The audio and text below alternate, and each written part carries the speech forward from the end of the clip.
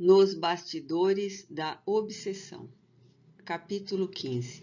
Enfermidade salvadora. Havia um mês que o Sr. Mateus retornara ao lar, após a crise que o conduzira inconsciente ao pronto-socorro, vítima de embolia cerebral. O ambiente espiritual na residência dos Soares era sensivelmente melhor. Havia mesmo uma atmosfera de paz inabitual naquele domicílio longamente sacudido por tempestades de vária ordem. O genitor de Mariana, carinhosamente assistido pela esposa e filhas, dava mostras de confortadora recuperação orgânica. Já conseguia falar com menor dose de esforço e as lições consoladoras do Espiritismo, a que se acostumara paulatinamente, mediante a leitura de O Evangelho, realizada pela ex-obsediada, penetravam no fundo, fazendo-o reformular conceitos e modificar disposições íntimas. O delegado de polícia, que continuava à espera de poder ouvir o depoimento da vítima contra o Sr. Marcondes Pereira, o agressor, visitou o enfermo para tomar por termos a queixa-crime contra o desafeto. E, para surpresa geral, o Sr. Mateus esteve à altura da situação.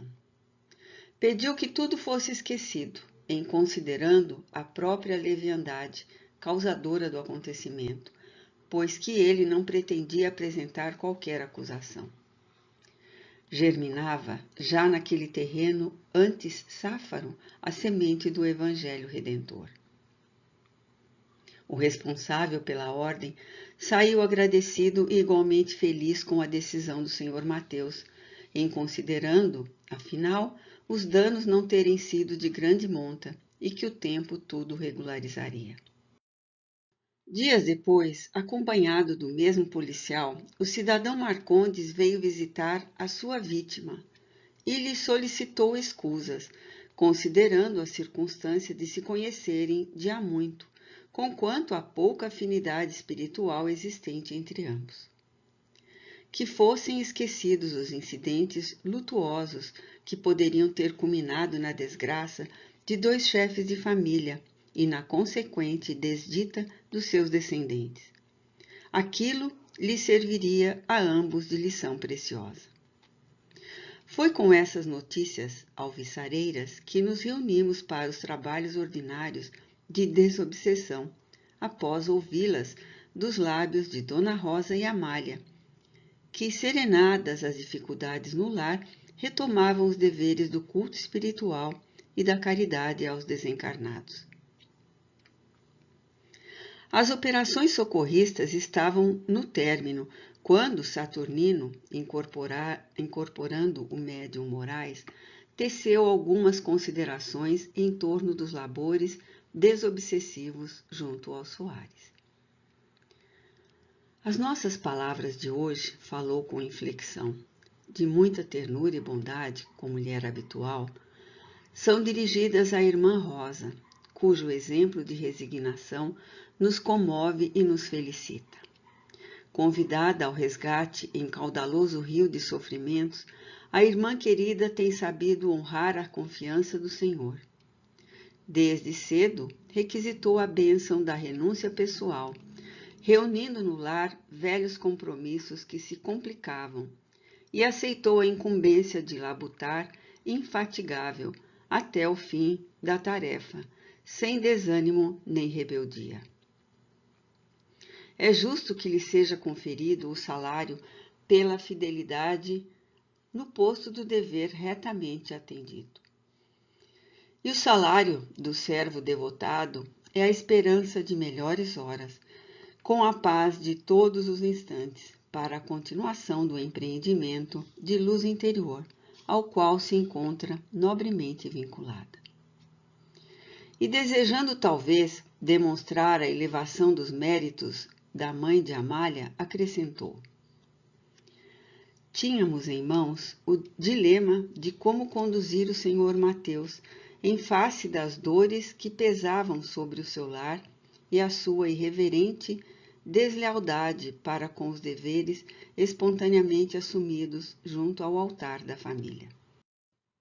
Logo após o lamentável incidente de que se fez merecedor, reunimos-nos, aqueles que assumimos a responsabilidade do socorro a Mariana e, posteriormente, a família, para examinar o transcurso das tarefas futuras no seu lar, chegando à conclusão de que o remédio mais eficaz e mais bem aplicado para o nosso irmão seria o de demorada permanência no leito, a fim de que a limitação das forças e o constrangimento da enfermidade lhe pudessem despertar o espírito atormentado para as questões vitais da reencarnação, da imortalidade.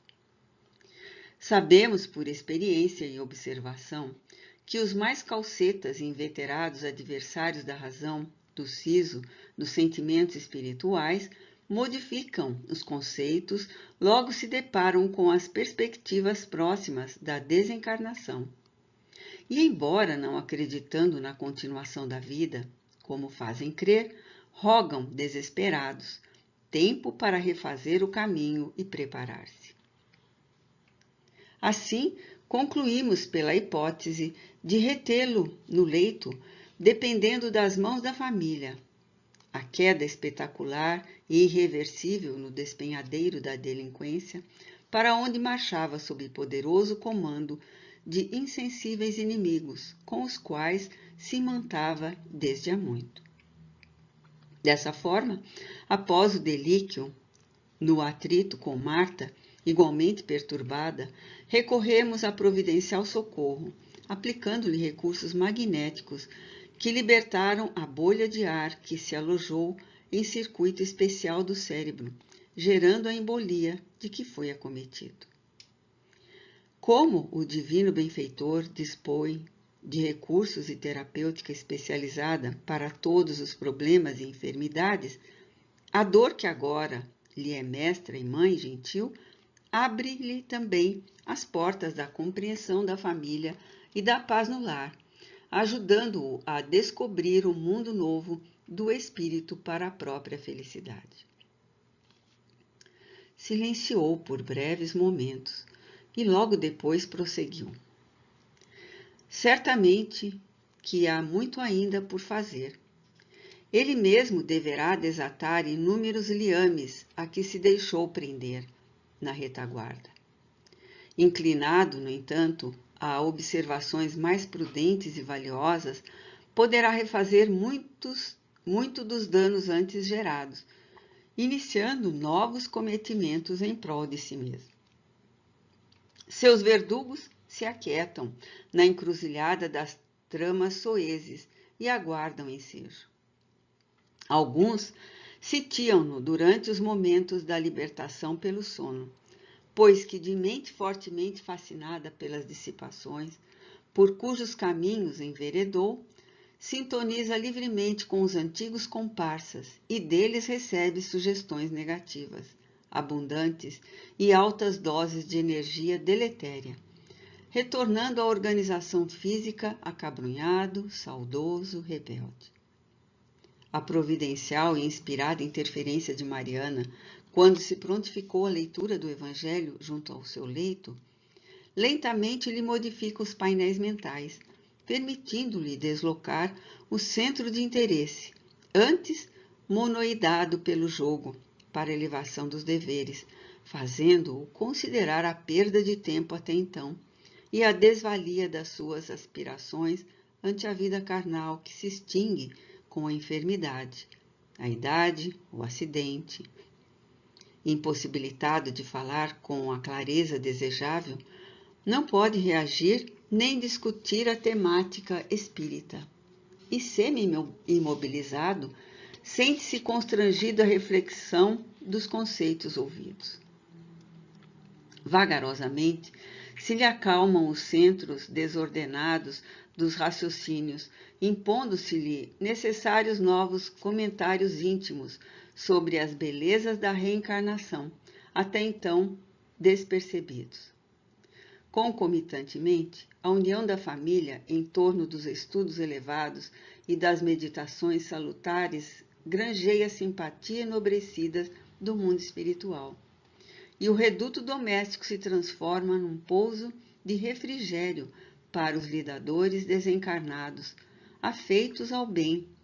E por que não dizer, uma escola viva para a aprendizagem, na qual as lições são vidas que se reharmonizam em torno da excelsa vida de Jesus.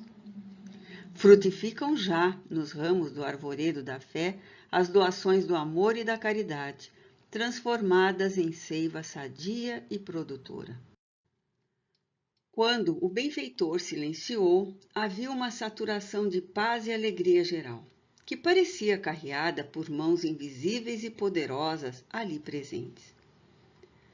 Dirigiu-se, ainda generoso e calmo, a alguns outros companheiros, quando então os trabalhos da noite foram encerrados.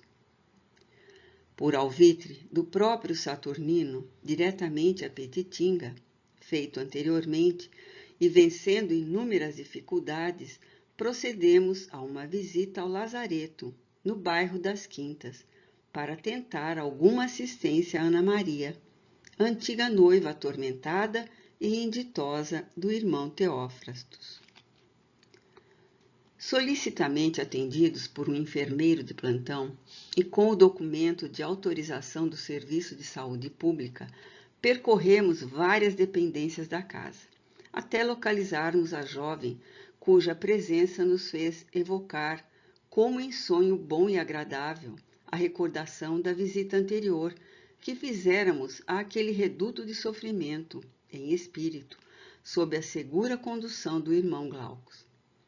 A moça, singularmente desfeita, com alguns sinais de arroxeamento na face e nos hélices e lóbulos das orelhas, comoveu-nos pela tristeza que refletia nos olhos angustiados e no rosto melancólico.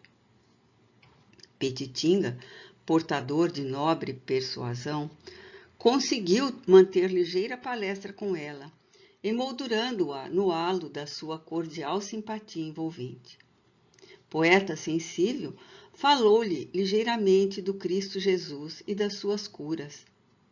Motivou-a à saúde, à esperança, bem assim as duas companheiras que lhe dividiam a acanhada cela, quase uma masmorra nauseante e infecta, prometendo retornar sempre que se nos permitissem os compromissos.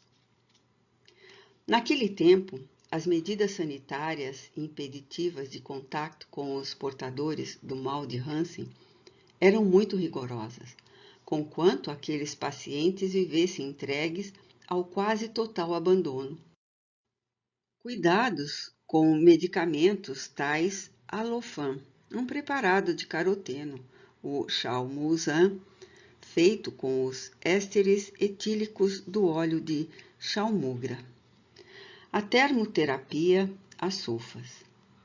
As experiências em todo o mundo em que havia leprosário ainda não ultrapassaram essa terapêutica, com algumas ligeiras variações sem grande significado. As tentativas para a cura se sucediam inócuas e de resultados desesperadores.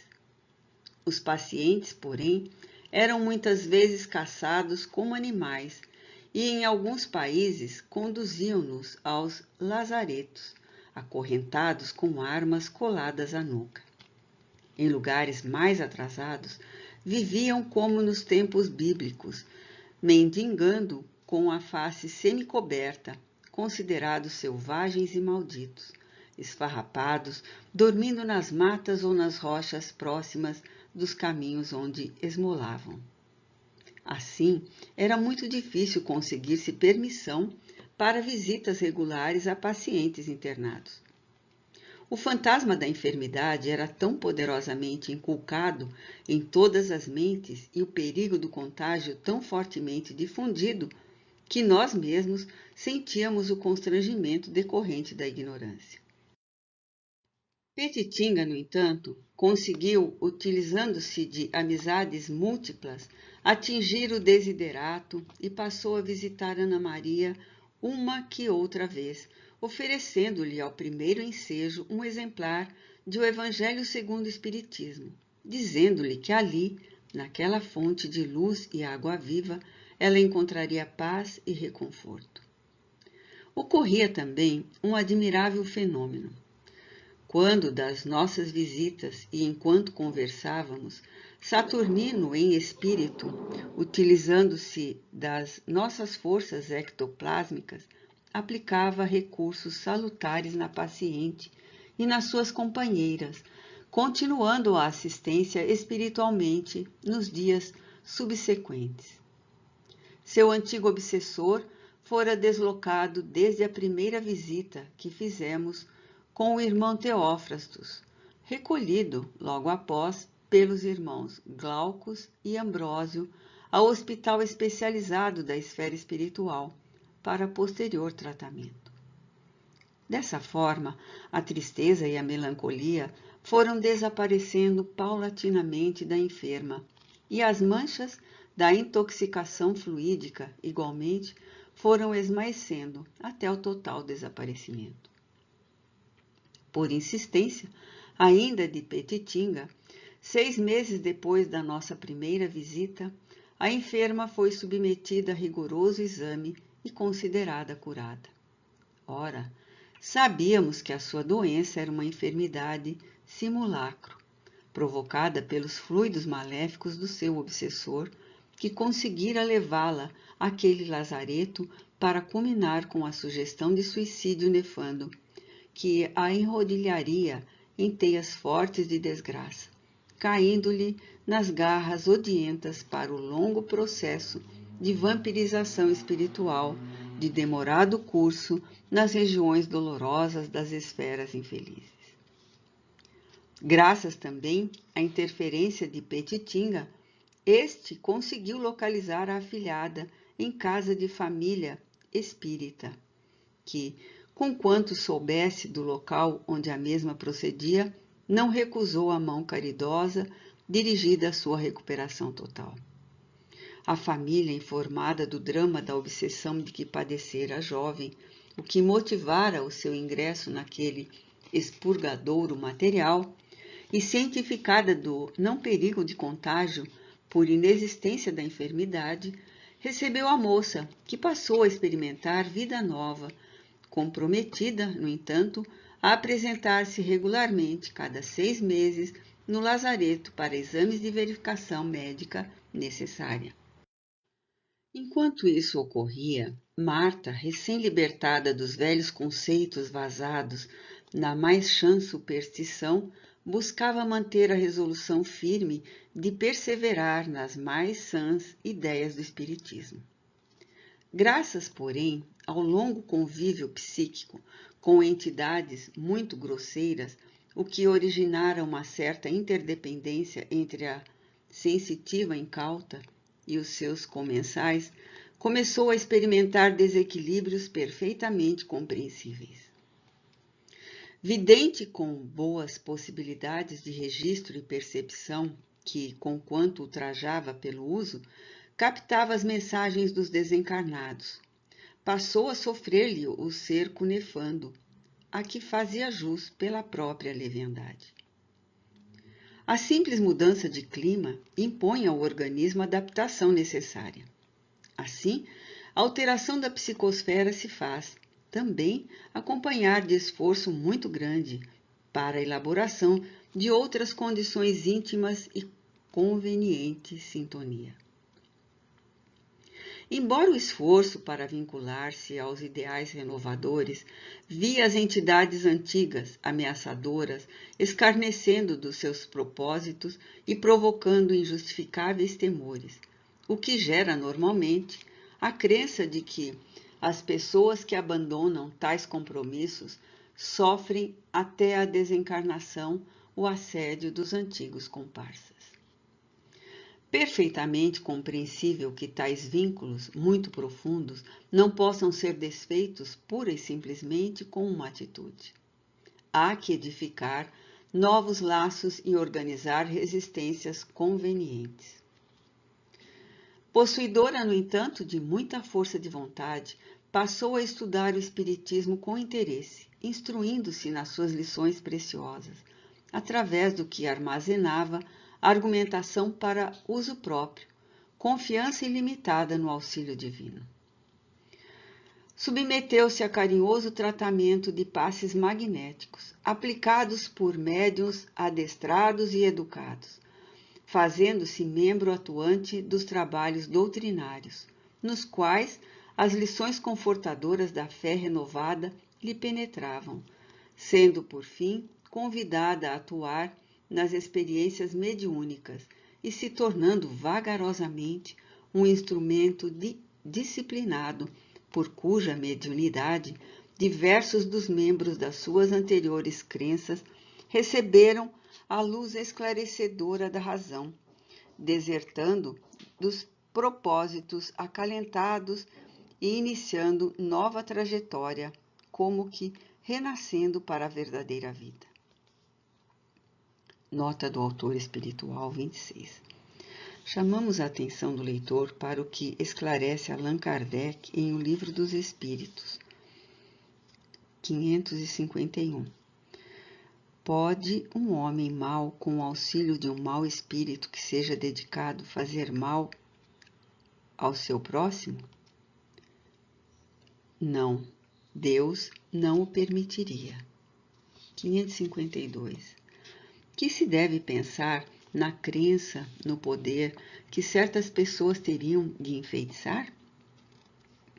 Algumas pessoas dispõem de grande força magnética de que podem fazer mau uso, se maus forem os seus próprios espíritos, caso em que possível se torna serem secundados por outros espíritos maus.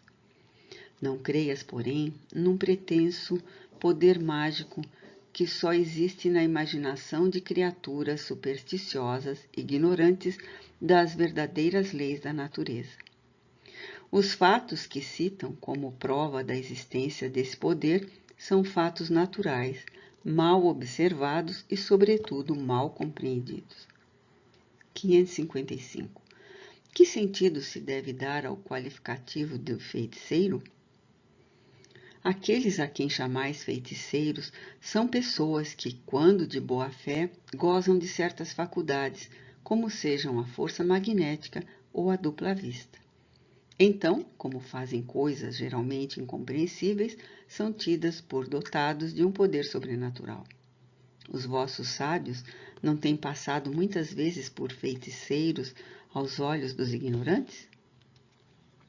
O espiritismo e o magnetismo nos dão a chave de uma imensidade de fenômenos sobre os quais a ignorância teceu um sem número de fábulas e que em que os fatos se apresentam exagerados pela imaginação.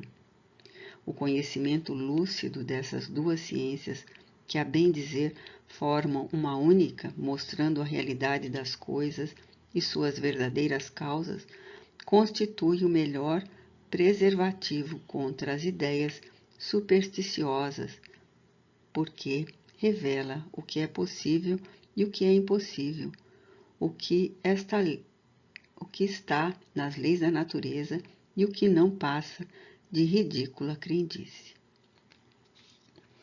Voltando ao texto.